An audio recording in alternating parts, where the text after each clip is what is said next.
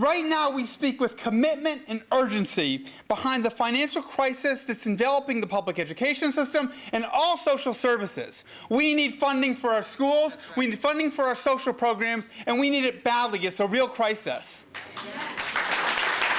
And it's because of the urgency and our sense of commitment to that, the 27,000 members of the Chicago Teachers Union, the teachers, the PSRPs, and the clinicians will be walking off the job Friday for a one-day strike on April 1st.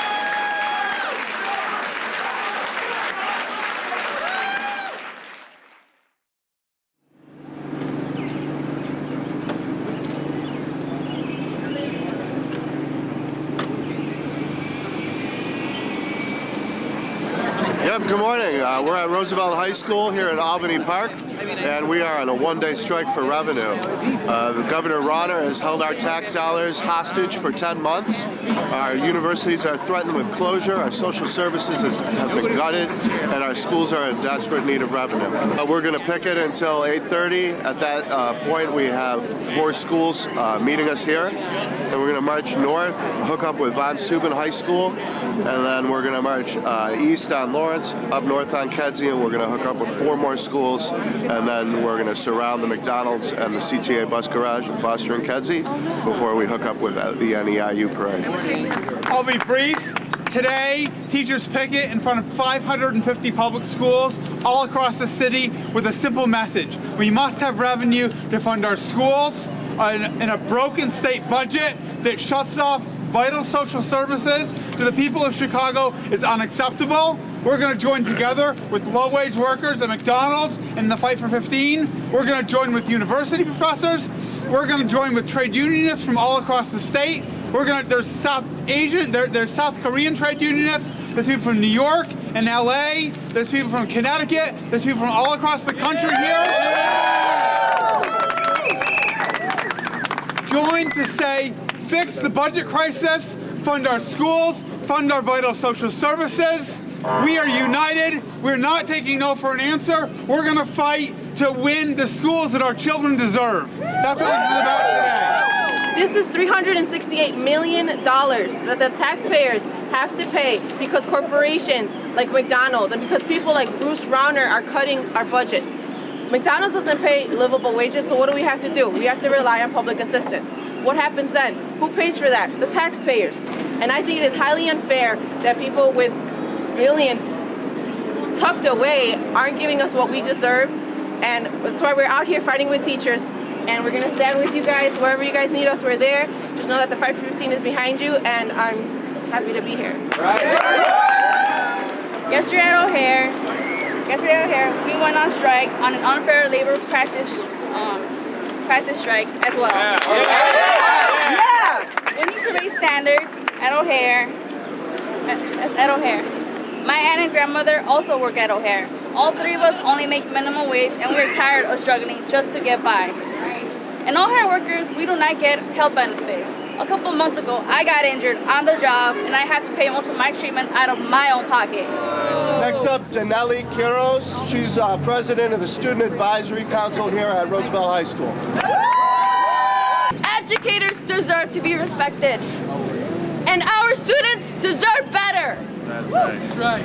And my school has brilliant teachers and students, but every day I watch CPS rob us from our opportunity. Because of the poor investments CPS and elected officials has made, our students are being stripped away from the opportunities and tools that we need to succeed. Keep going stronger to the victory! Yeah! United workers! Solidarity! International working class! We believe that we need a working class party, a third party that really represents labor in this country. The Democrats aren't doing it for us anymore. We got 2 parties that represent the 1%. But look at see you people out here. don't ever forget our own power, right? We are the ones that pay taxes. We are the workers. We demand that our tax dollars are spent on basic services that we depend on. The government has a responsibility to release our money and to make sure it's spent wisely. I won an election as an open socialist in 2013 in Seattle. We campaigned for $15 an hour citywide to tax millionaires to fund basic services and for rent control. And everybody in the corporate media establishment thought this was not going to work. But we ran as an independent, we ran as an anti-corporate, pro-working class candidate. And we were able to win against a 16-year incumbent in a city that is controlled, just like Chicago, a city that is controlled by the Democratic Party establishment. And I really wanted to echo what Tim just said. It is critical that workers and the labor movement break from the Democratic Party in order to build our own independent forces.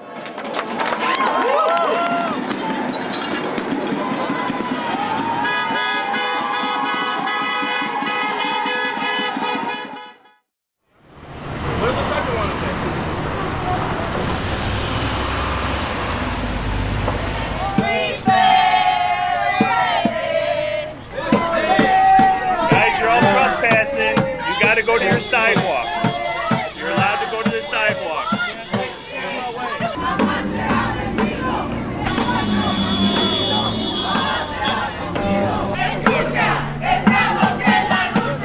Time to talk about McDonald's. You ready? Check it out. 51% of fast food workers rely on public assistance. That's including myself. If McDonald's paid $15 an hour, this is something we wouldn't have to rely on. A year alone, that's $368 million that taxpayers spend on public assistance. We are the taxpayers. Most of us also rely on public assistance. 70% of fast food workers are Black and Latino. So, to kick those numbers, what we're asking for is for them to pay their fair share. I'm a bus driver for the Chicago Transit Authority for 10 years. Right behind us, right over here, is the North Park CTA bus garage. Yeah. Right? 700 working families work there. It's one of the biggest public transit hubs in all of North America. Just this bus garage moves more people than almost every city in North America. That's the power we have here. Several other transit workers are here with me, bus operators from North Park, Kedzie, right, supporting the fight for $15 an hour wage and a union. If you look out over there, you're going to see a bunch of buses, hundreds of CTA buses. You also see our cars. In the middle of the day, we're sleeping in our cars. For this reason, we're only given 8 hours to get from our run in the end of the day to go home and then come back to the garage to drive you and your families on the CTA buses. That's not right. It's not safe. So what do? We're here for 13 hours in the job, driving the bus safely. When we have an unpaid break, we sleep in our car. That's what's going on right there. We don't have bathrooms, right? In our workplaces, most of the CTA bus routes do not have bathrooms to go to. That's dangerous because you have to pee when you're driving the bus, right? When you're trying to go to the bus. Okay, so what I'm going to do is wrap it up and lead you guys to my bus garage.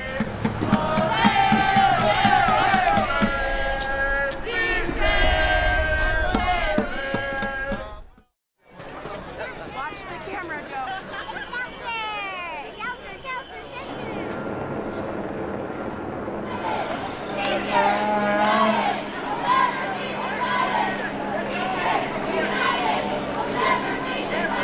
It's remarkable. You know, there are professors, there are students, there are people, low-wage workers, folks in the social service agencies. I mean, this is really a united expression of the people who deliver education and other social services to demand that we fund our schools, fund the social services. This is what a united fight back looks like. Our union represents support, staff in universities, public universities all across the state. As Ellen said, we represent the state employees who have to directly bargain with the governor and who he's trying to take down right now. We represent other public sector, local government employees all over the state, 100,000 strong, and we are here to stand with all of you, to stand with the Chicago Teachers Union, who are fighting not just for their own contract, but for decent schools for every kid in the city of Chicago. What do Chicago teachers have to do with the rest of us? They have everything to do with us. Our crisis is one crisis. Our struggle for funding and economic and racial justice are inextricably bound. Many of the graduates of Chicago public schools come to schools in our university here at Northeastern Illinois. I work in the Office of Enrollment Services. I'm on staff. I help to deal with students' questions about enrolling and registering and graduating and just doing the business of the university. But of course that's difficult when we're under attack and suffering furloughs and trying to deal with all the other impacts of no budget for 10 months. Because when we stand together, we win. And a powerful thing that I heard AFSCME say, and a lot of people say, but it is powerful, and we must say it again, is that when we fight, we win. When we fight, we win. Thank you guys very much.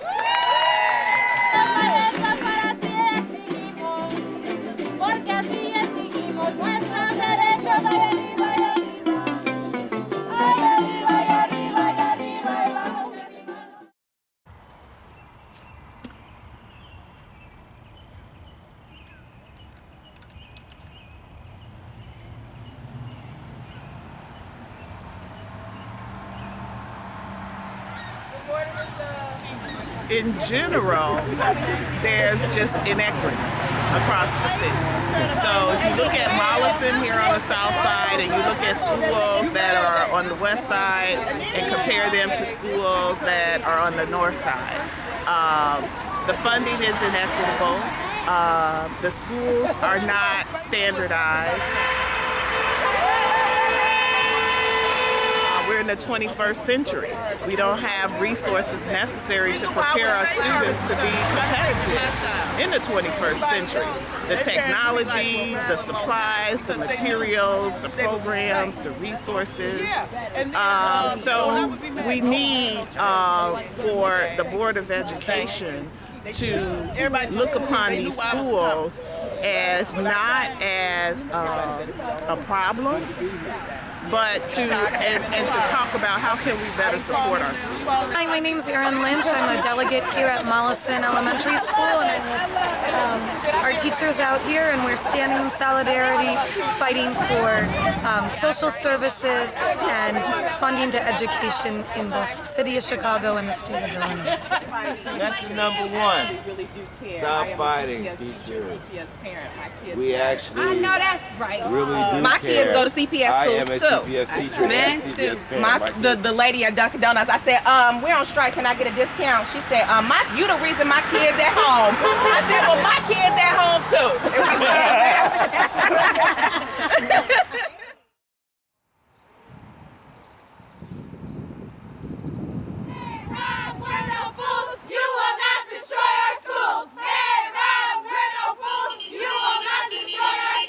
My name is Yoli Cintron, and we are the Ardent Morales teams, and we're on strike!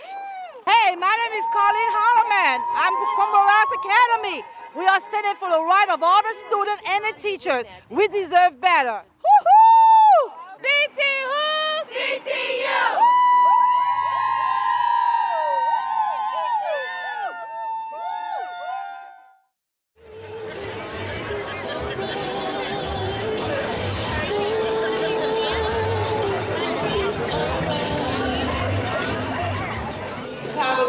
Will spend the last of its cash reserves and endowment on April 30th, 2016. What's the connection? Governor Rauner has the money. All of that money. It is in Springfield. And this governor, and this is just me, Dr. Young, saying this damn governor. This damn governor refuses to release the money. So Governor Rauner, you are a governor who campaigned and pushed back, rolling back the state income tax. That drained $5 billion from the budget. That's $5 billion that could have gone to health care and human services and public safety and higher education. So where did the billions of dollars go? Well, $1.3 billion went to corporations and $1.2 billion went to the richest 3%. That's half. That's half the tax breaks right there.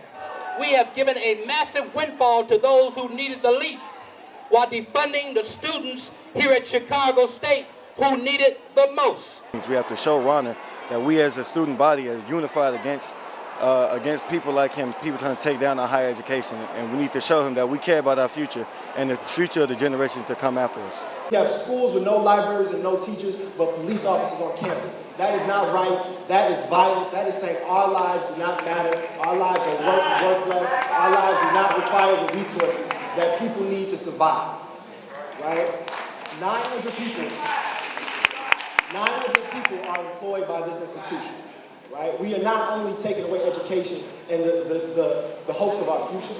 Right? We are also taking away people's current livelihood. And that is violent. Right? So I don't want to hear nobody talking about Chief Keef or King Louis or the BDs as the cause of violence, as the cause of chaos in Chicago.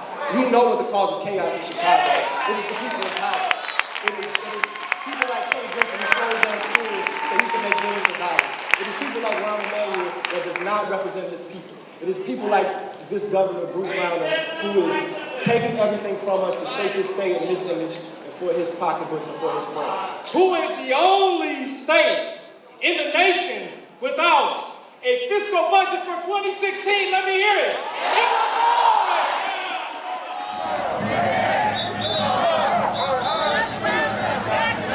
We recognize today as a day of solidarity where all of the entities here have realized that we all have the same common enemy. The governor, the mayor, the 1%ers, the powers that be that want to take away everything we've built up over the years.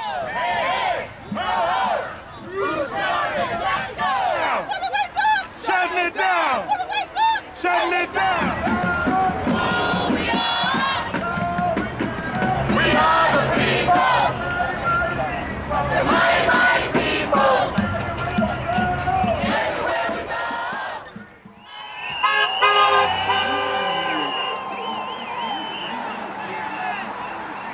Today, teachers from all over the South Side have come over to the Nabisco plant to stand with members of the Bakers Union, workers who've been working here in some cases for over 40 years, who are here today because the Mondelez company has decided to lay off over 300 workers. That's right. Despite the fact that its CEO made $21 million last year. This company received $90 million in tax breaks from the state of Illinois. That $90 million could have gone to schools. Instead, Governor Rauner is allowing this company to destroy what are some of the best jobs on Chicago's South Side. These cuts will hurt Black communities and Latino communities, the exact communities that are being hurt by Mayor Rahm Emanuel and Governor Rauner's agenda. I've been at Mondelez for 36 years. I have raised 2 sons from that company. My mother worked there as well. What the atmosphere in there right now is horrible. They got blacks against whites. They got young against old. They literally asked us for a $46 million deficit annually to keep this place open. Nowhere in the world we could do that. They send the products to Mexico. They're paying them, from my understanding, is $4, which is pathetic for anyone. No one live on $4. Right now, They laid off 277 plus 43 as of Monday. And it's constantly going up. I got 36 years. I don't know if I'll be there. I don't know if they're gonna close the doors. Right now, everybody's job is on the line in there. I drove down from Grand Rapids, Michigan in support of the Chicago teachers, citizens, and the rest of the community as a sign of solidarity in their fight for social, economic, and educational justice. When we collectively work together, we can make things happen. We're exercising our freedom of speech and right to peaceful assembly, and this is how you do it.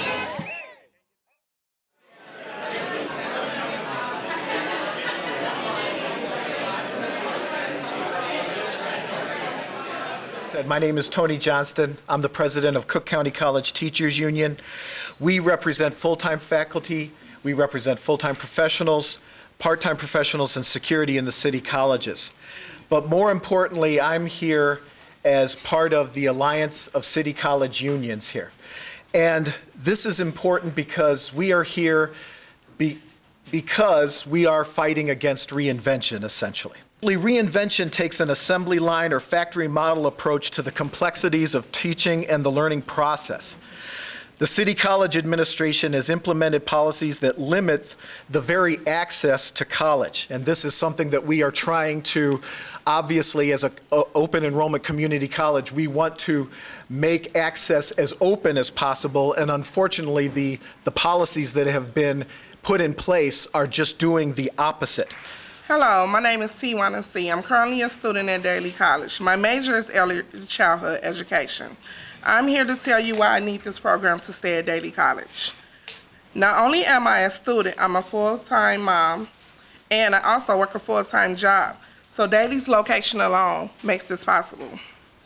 If I had to travel more than 30-40 minutes, I would not be able to attend school. If this program moves, there's no way I can make it all the way up north with traffic and distance to Truman College. Not completing this program will also have caused me to look for another job. With the school only offering one course of focus, that would also change the community of Daly, which is the community that I also live in. That sends a message saying that we should only have manufacturing jobs in our community. That's not right for us. I am fighting this proposed consolidation of child development, and I am also asking that any other plans for future consolidations of any programs be halted immediately. Yes.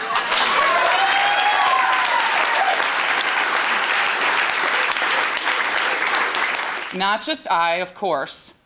We are fighting for our students and the communities we serve.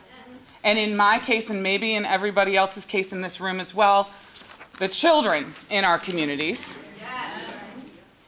Our mission is simple: keep the community in our community colleges. Thank you very much for your time today. The Alliance of City College Unions is going to be joining the Thompson Center rally. If you flip over to the back of your program that you received, we're meeting at 3 p.m. at the Cook County College Teachers Union office, where we'll be rallying to talk about the city colleges, how our fight is the same fight as the Chicago Teachers Union fight. Then we'll be headed to the Thompson Center to join the thousands of teachers on strike that day. We are rallying together.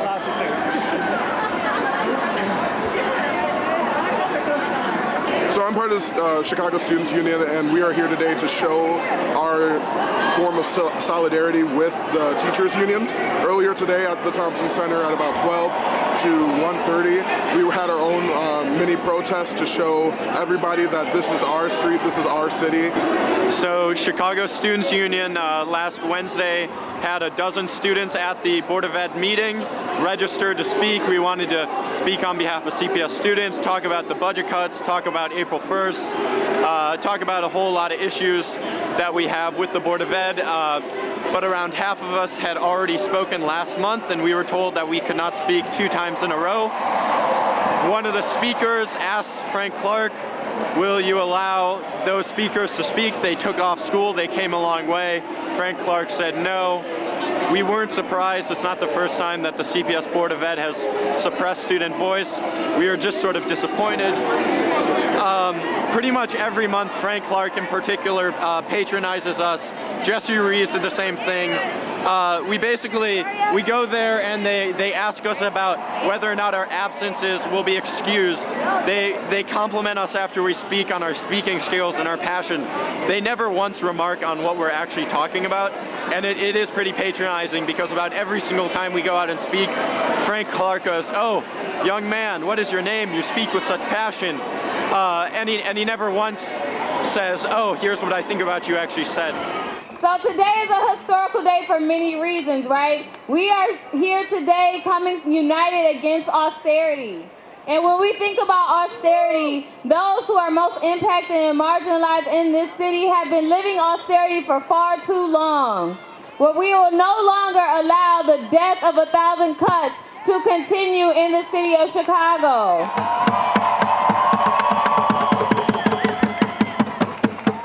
I say I'm unapologetically black because this state has shown that they expect me to apologize for my blackness. They expect me to apologize for my existence. I will not. I will continue to fight. I will continue to stand with CSU. I will continue to stand with CTU.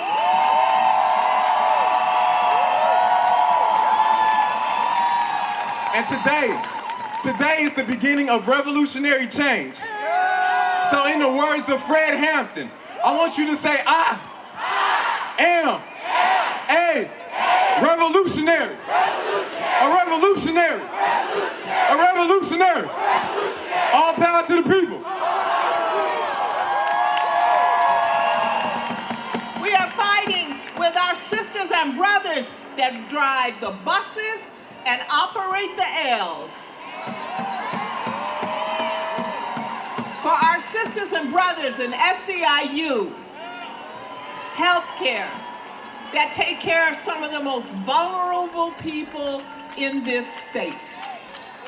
For the university professional professors, for the city college professors, for every single working person in this entire state.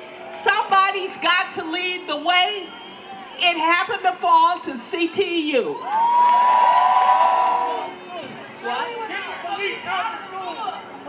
What? Well, you remember that 4% raise they took from us one year? They took it. You know what? Okay, all right, we'll get to that. But you do your thing, let me do mine, okay? Because I'm gonna tell you what, the cops are not our enemies. Those are not our enemies, not all of them. Don't start that. Don't start that. Don't start that. They have been helpful. Sisters and brothers, thank you so much. I am humbled. I am honored. I appreciate you. Thank you.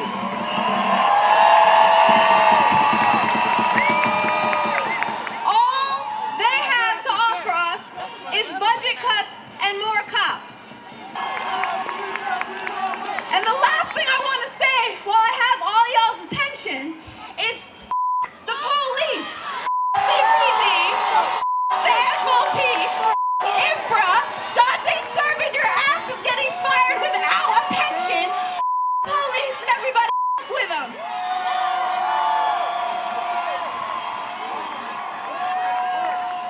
Give it up one more time for Paige May!